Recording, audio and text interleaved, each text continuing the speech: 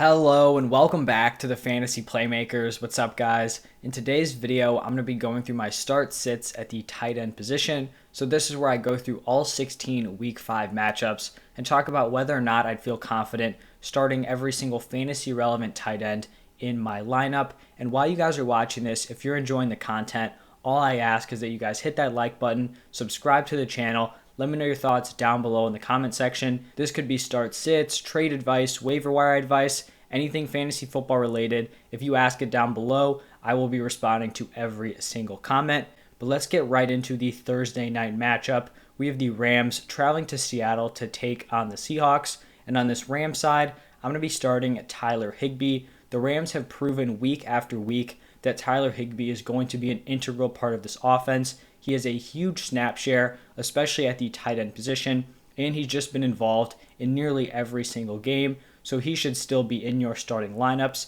On the Seahawks side, there's really just not much going on here at the tight end position. I believe Gerald Everett is dealing with a COVID issue. It seems like he's lined up to play here in week 5, but even if he is, he's still going to be on my bench. Then let's move on to Sunday, where we have the Jets taking on the Falcons. On this Jets side, really nothing going on with that tight end room. Tyler Kroft is probably the best option, and he's going to be a sit. Then for the Falcons, Kyle Pitts is going to be a start. He definitely hasn't had that ceiling that a lot of people were expecting, when they drafted him in the 4th, 5th, 6th round, but he's still getting a lot of volume and is a fairly safe play.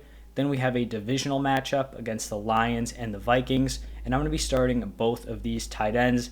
TJ Hawkinson has definitely emerged as a guy who's probably a top 4, maybe even top 3 tight end moving forward, and Tyler Conklin has become an integral part of this Vikings offense. There's really only like 4 or 5, 6 guys on the Vikings getting consistent targets. You have Adam Thielen and Justin Jefferson, whoever's playing the running back position, Tyler Conklin, and then KJ Osborne. So that's 5. And if Conklin's one of those guys getting a lot of volume in a top offense, he should definitely be someone that you can feel confident starting. Then we have the Saints taking on the Washington football team, and I don't want to trust either of these Saints tight ends, Juwan Johnson and Adam Troutman. Johnson has proven he could be a red zone threat, but I just don't want to rely on a tight end getting 1 or 2 receptions and, hoping they get into the end zone. And then Adam Troutman really hasn't done anything this year. On the Washington football side, Logan Thomas, I have him here listed as a start, but he is currently week to week dealing with an injury, so I don't think there's a great chance he plays. If he doesn't play, I'm not interested in any of his backups. Then we have the Patriots traveling to Houston to take on the Texans. And even though Hunter Henry and Jonnu Smith have both been involved this year, they just haven't commanded enough volume for me to want to start them. I feel like at this point, they're basically just floor plays. I feel like the Patriots are going to run the ball a ton here against the Texans, and so I don't want to trust either of those guys. And then for the Texans, the Patriots have just shut down every single tight end they've matched up against, and Jordan Akins just really has no appeal this week. Then we have the Miami Dolphins traveling to Tampa to take on the Buccaneers. Mike Gesicki is going to be a start in this game. Going from Tua to Jacoby Brissett has just been fantastic for Mike Gesicki. He was not even looked at by Tua. Then right when Brissett comes in, he's just a target machine. I think the Dolphins are going to throw the ball a ton against this banged up Bucs secondary, so you should feel confident with him in your lineup. Then for the Bucs, I think it's unlikely that Rob Gronkowski is going to be back here in week 5. If he is, he's going to be a start. And even if he's out, I still just don't trust Cam Brate or OJ Howard. After watching that Sunday night football game, it is very clear the fall off they have between their tight end 1 Gronk, 2 Brate, or OJ Howard. So both of those guys are going to be sits. Packers Bengals is up next, and I was someone who really liked Robert Tonyan coming into the season. He was one of my favorite kind of later round tight end options, but at this point, you just can't trust him in your lineup. He's had 1 good week.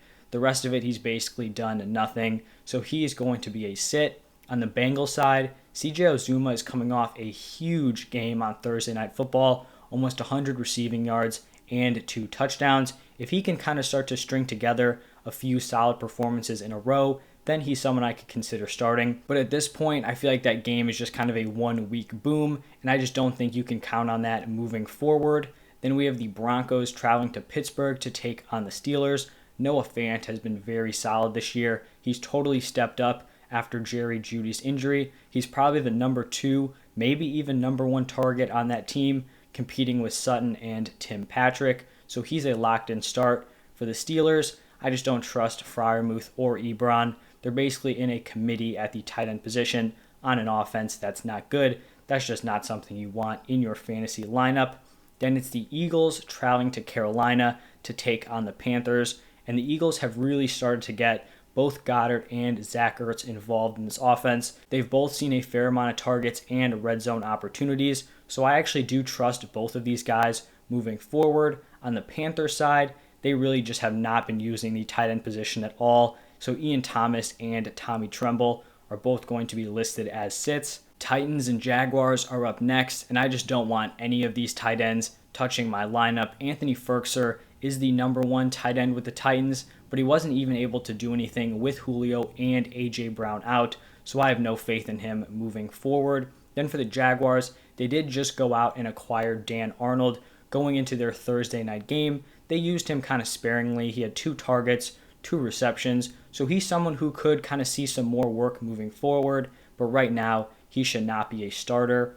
Then we have the Browns traveling to Los Angeles to take on the Chargers. This Browns team, I just want nothing to do with the quarterback or really any of the pass catchers except for Odell Beckham. So Austin Hooper just has no ceiling, and he's a sit.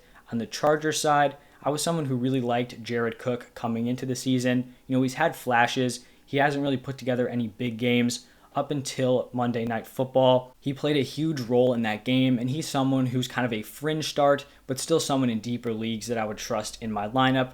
And then we also saw his backup tight end, Donald Parham, catch a touchdown. I mean, that's kind of just what's going to happen. He's a 6'8" backup tight end. They use him as a red zone threat, but I just don't want anyone in my lineup who's going to be getting 1, 2, 3 targets a game. I'd rather have someone who I could rely on for some volume.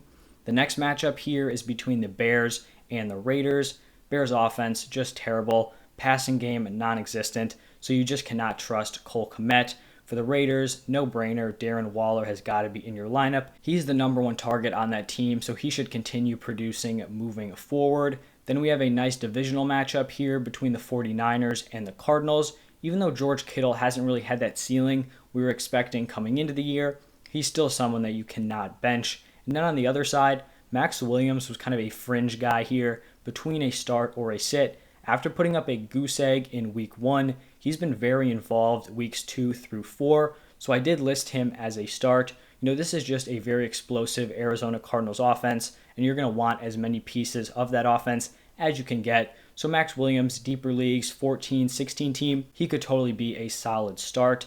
Another divisional matchup here between the Giants and the Cowboys. On the Giants side, Evan Ingram really just hasn't shown anything. If he actually had an opportunity, it would have been in week 4 when you had Shepard and Slayton out. He had like 5 receptions for 27 yards, so just not someone I trust moving forward. On this Cowboys team, I was kind of expecting this tight end room to be a committee between Dalton Schultz and Blake Jarwin, and it has been in some aspects, but recently Dalton Schultz has really kind of broken out as the tight end 1 on that team.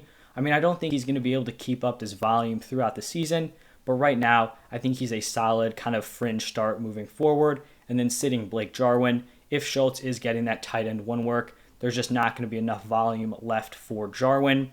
Then for Sunday Night Football, it's the Bills traveling to Kansas City to take on the Chiefs. Dawson Knox for the Bills has got to be a start. 4 straight games of solid fantasy production. He's a red zone threat, and I kind of talked about it with Max Williams. This Bills offense, very explosive, and you're just going to want pieces of it. If you're going to have these kind of fringe tight ends, you want them to be on good teams because they're going to have that touchdown upside.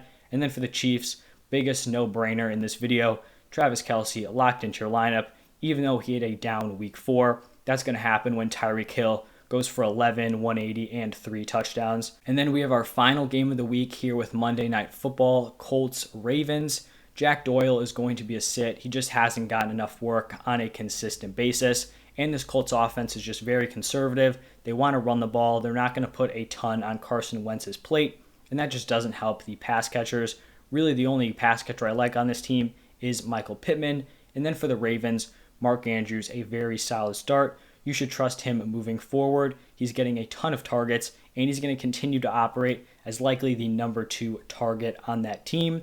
All right, so those are all 16 week 5 matchups. Start sits for the tight end position. If you guys enjoyed this video, please hit that like button, subscribe to the channel. Let me know your thoughts down below in the comment section. If you guys want to see my other start sits, my quarterbacks, running backs, and wide receiver videos, those are all posted. So go check those out. But thank you guys for stopping by, and I'll see you next time.